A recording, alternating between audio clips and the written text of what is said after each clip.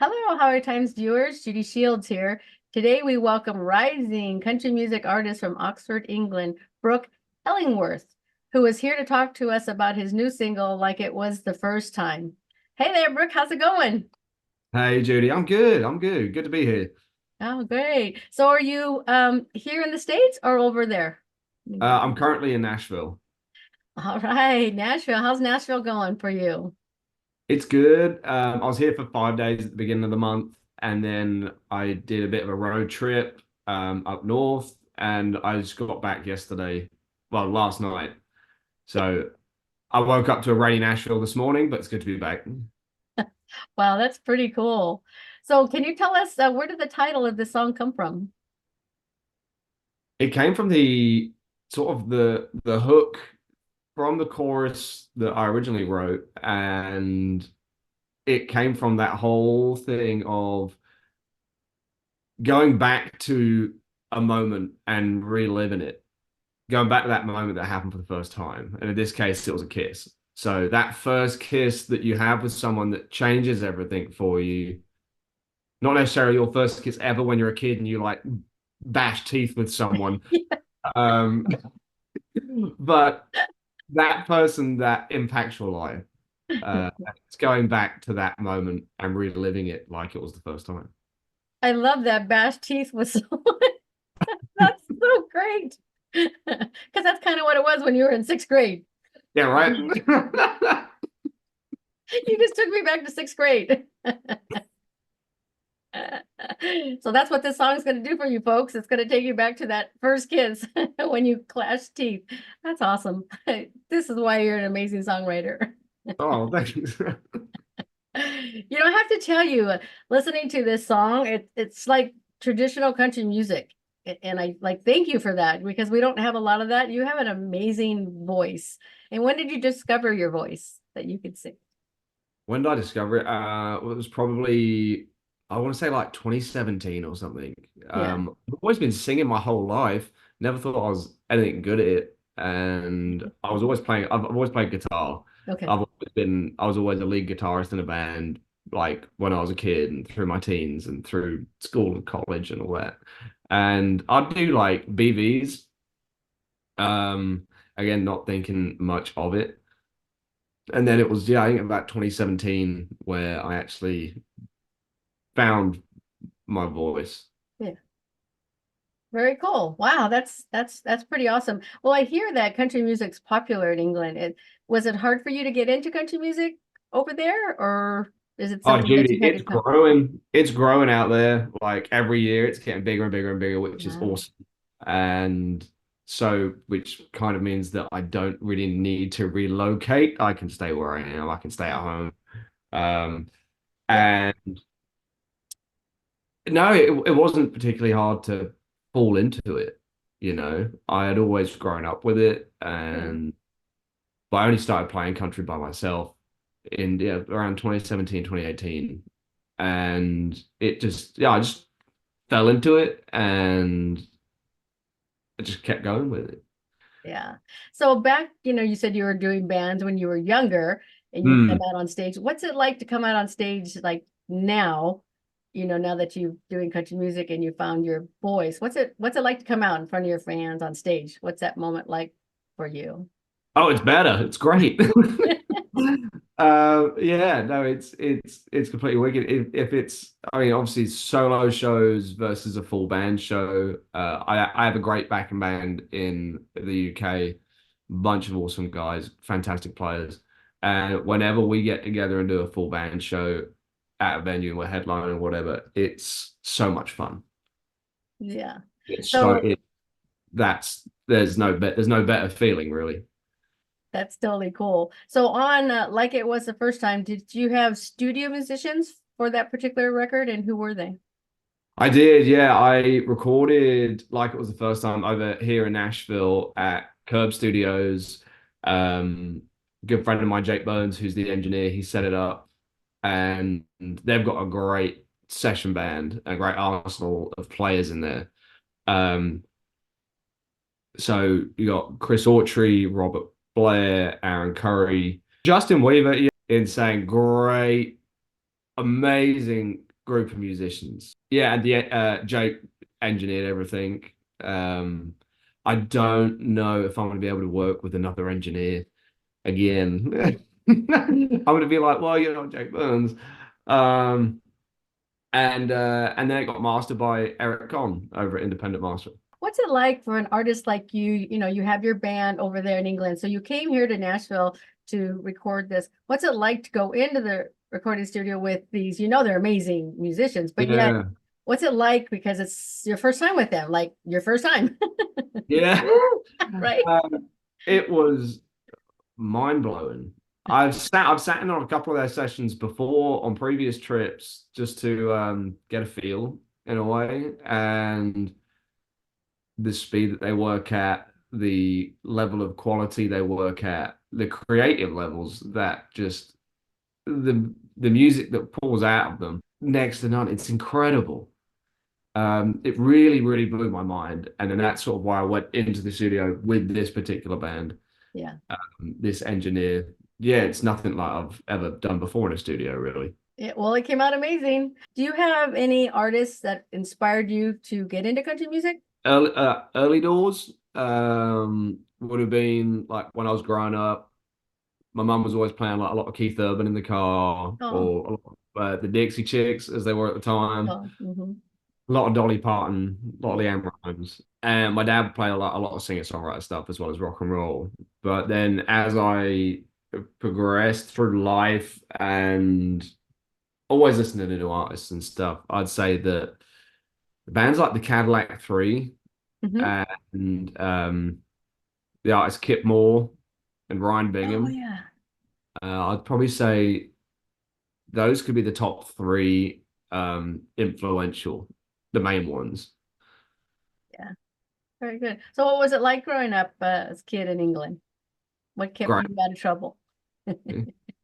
Well, I don't know if much did keep me out of trouble, but no, it was awesome. I was working from the age of 15 in bars and pubs, Well, and then I've been gigging since I've been like 11 years old and playing shows and stuff. And so music's always been a big part of my life. very good. Well, when was the first time you came to the United States and how old were you? And for why? That was 2018, Okay. so I was 19, and I just dropped out of university. My dad was coming out here on business. He gave me the opportunity to come with him. He was like, "Hey, do you want to come to Nashville?" I was like, "That sounds great. Let's go. I've always wanted to come here." So I took it, I ran with it, and I fell in love with Music City straight away. And then that same year, I then went to Texas as well on a separate trip. Oh, so how did you like Texas? That's different than Nashville, isn't it? It is so much different than Nashville. And yeah, I love it. Hmm. I love it. Keep Austin weird and all that. I love Texas country music. Yes, Texas swing, it's Yeah, it gets you for going, sure. doesn't it? What are you currently working on? Are you going to be busy there in Nashville doing other stuff, recording something else, or what's I happening? am. I am, yeah. I got a session with the same guys next week, and we're going to cut some new songs. And I've been working with a lot of friends back home co-writing, especially my good friend Hux, great songwriter, great musician, and we've been writing some pretty cool stuff. So I think I'm probably going to cut a couple of those next week, and we'll be looking at a bigger project for later in the year. Great. Well, you're still a youngster, but what's the first song you remember writing? I knew that I knew that the first song I wrote was probably when I was ah like 9 at school for a girl. I do not remember any of it. I don't remember what it was called. It's in a book somewhere in a box up in the loft. So I will dig it out one day, and I'll probably cringe like hell. But I remember the first song as a solo artist that I wrote when I sort of got into country music Yeah. was one off of my EP, Dive Bars and Heartbreaks. and the song's called "Poison in My Veins." Wow. That was the first sort of solo write as a country musician for me. And then, but then being in and out of bands since being 11, there has been loads of songs here and there. But as a country artist, it would be "Poison in My Veins." I think was probably the first number. Yeah. It seems like today's world, everyone hears music in their ear, from their playlists and stuff. So like when was the first time you heard one of your songs like on the radio in your car? Oh, it was amazing. Like mind blowing. It's one of those moments that will stick with you. Or, I mean, it's going to stick with me forever, at Mhm. least. Yeah, it was a local station in Oxford. And the first time I heard it, I think I was driving into town and I was tuned in and they cranked it up and I was like, I don't know what's wrong here, but I was like, oh crap, this is insane. Yeah, Wow. windows down, volume up, all that. But yeah, no, that's definitely gonna stick with me forever. Yeah, that's got to be amazing. I mean, they'll show it like on a movie, like I saw a movie about Patsy Cline or Yeah, heroes, and you'll see their movies, and you're like, you see how they react, and you're like, that's just got to be the most amazing thing to hear your song on the radio it for the is. first time. I want It is. to drive off the Yeah, yeah. road. Wow. Well, thanks for sharing that. Do you have any little known fact about you can share with us? A little known fact. I can tell you a story, that's for sure. Like, so just at COVID, as restrictions were easing, Yeah. we in the UK, pubs started to open. You could go out with a certain amount of people. They started to slowly introduce live music again. This bar booked me. It was September. I want to say it was September 9th. I rocked up and I was just like, hey guys, I'm gonna try and make this gig a bit more country. I'm gonna try and buy a truck whilst I'm playing. And I've been looking at this truck on eBay. And it was based out here in the States. It was in Pittsburgh. And so I told everyone, I was just like, listen, if I dip out of a song like midway through, it's because my timer's gone off and I need to go and put a bid in. Like, so I won the bid. I do not remember the third set, and then I ended up importing a '66 Chevy pickup to Wow. Congratulations. to authenticate the look, I suppose. That's pretty cool. You still have it today?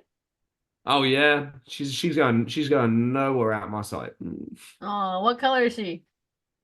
Oh, it's blue, Blue. blue, but it's got all that good patina, you know. Oh my gosh. So did you name her? Man, you know what? I still haven't. Well, you got to get on that. I know I Give her a do. name. And then you can write a song about her. So you got to name her so you can write about her. Yeah, it's true. You got to watch how many truck songs you have. Well, but this is different. It's coming from the US to England, so This it's is, got a I suppose. story, Yeah, yeah, yeah. I suppose it could be right? like to see love or something. You can give me credit on that one when it comes out. Oh, absolutely. The name of her, my blue, da da da. Yeah, yeah, yeah. Very cool. Oh my gosh, that's great. So will you be on tour at all here, or you're gonna just go back home and tour there in England? I got a bunch of shows in the UK in the summer, so I'm only in town until the 30th, and then I fly out. So I'm And you- back in the UK for June, Yeah, for the June. rest of the summer, and there'll probably be an autumn tour in the UK, I imagine. Yeah. That's all in the works. And there's a couple of writers' rounds whilst I'm in town.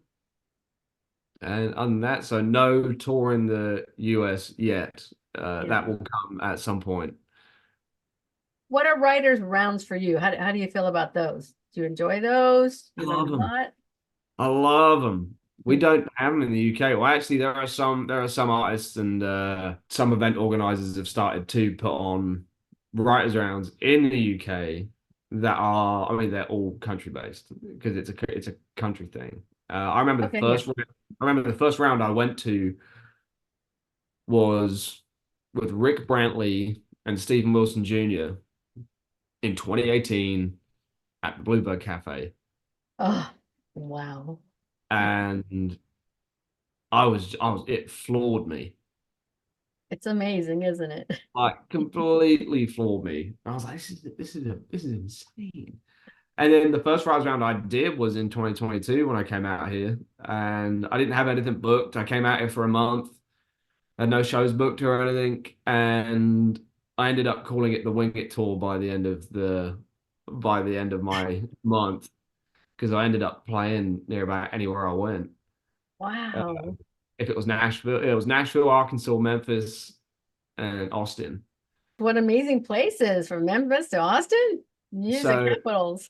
So yeah, I ended up being the Wing It tour. I mean, I was the one that knew about that, but but Exactly. no, I played my first writers round. I think it was at Bobby's Idle Hour, um, downtown in Nashville here, and yeah, it was amazing. Just getting to tell your story and you get to play a song and it's pretty intimate, and then next person goes and you get to hear their story and how they went about that song, and then you get to collaborate with people. The amount of co-writes I've had from Writers Round afterwards, and friends and relationships that I've built Uh, is beautiful.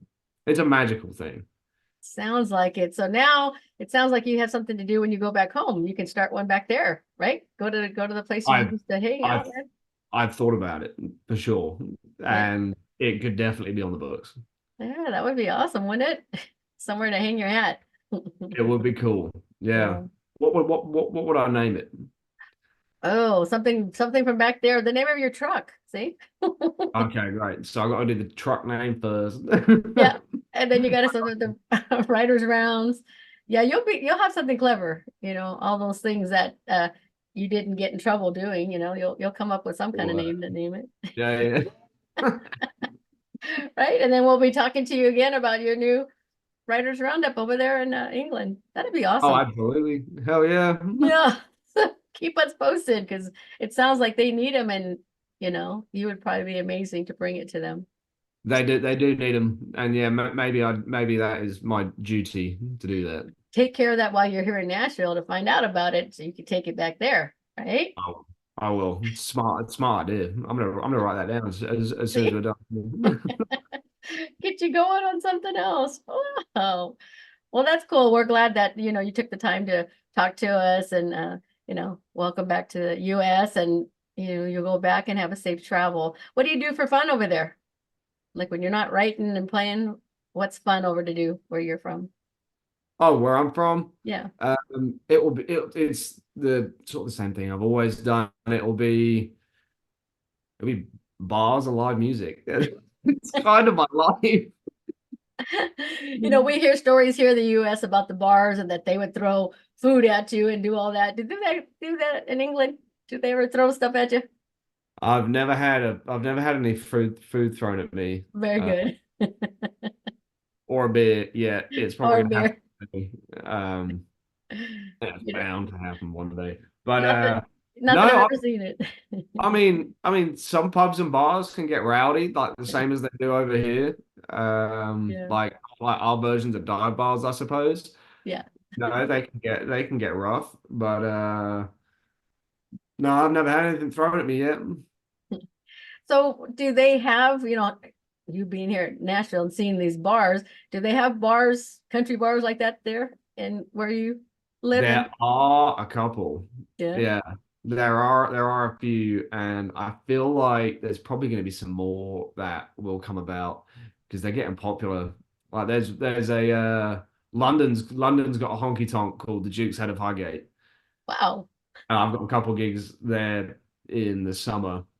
But like, I remember Blackberry Smoke were on a promo Oh, like small acoustic tour for yeah. their latest album not long ago. I saw them at a HMV play, but the night before they went to the Duke's Head and played in this tiny bar for like I don't know, 70 people maybe.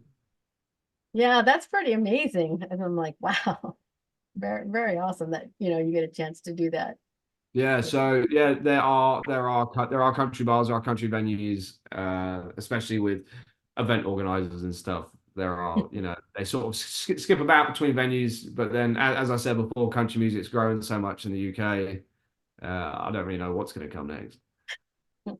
Well, you're gonna be top because you, like I said, you have an amazing voice and you've got that traditional sounding voice. So those lucky folks in England are going to be, grabbing at you. Where is he at? We want to see Brock. He's amazing.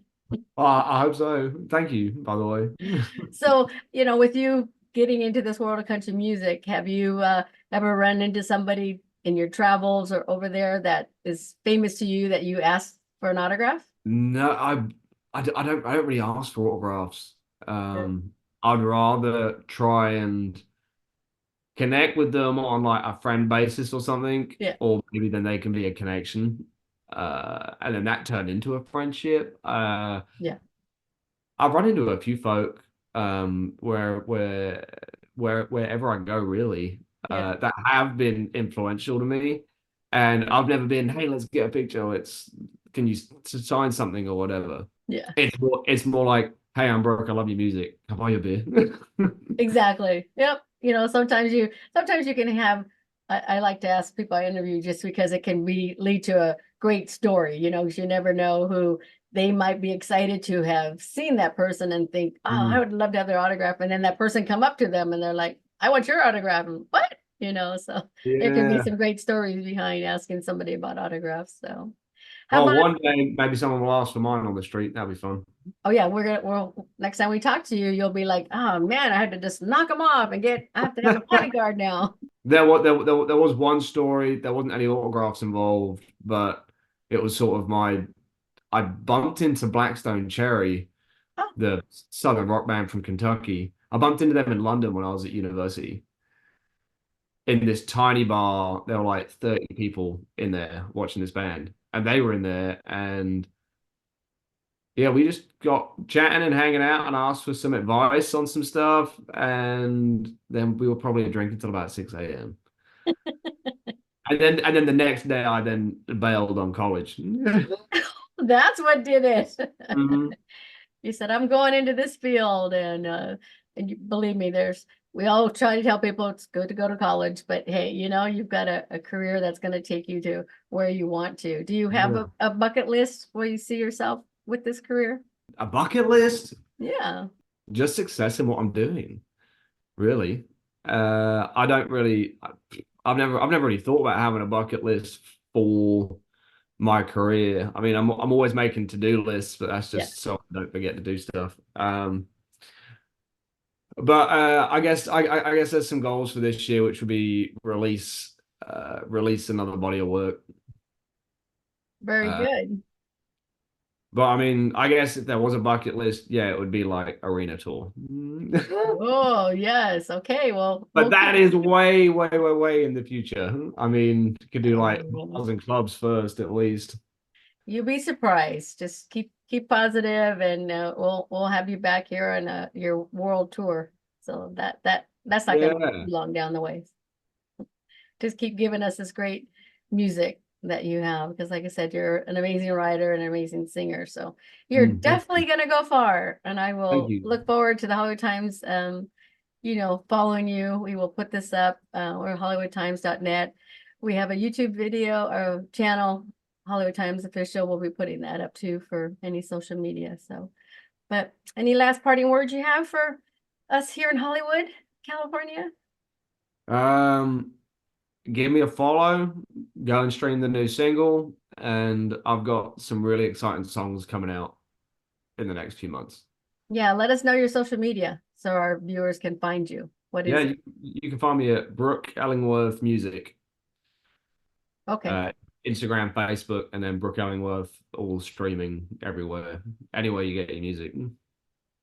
Do you reach out to fans on Instagram, or do you have someone that does that for you? How involved are you in your social media?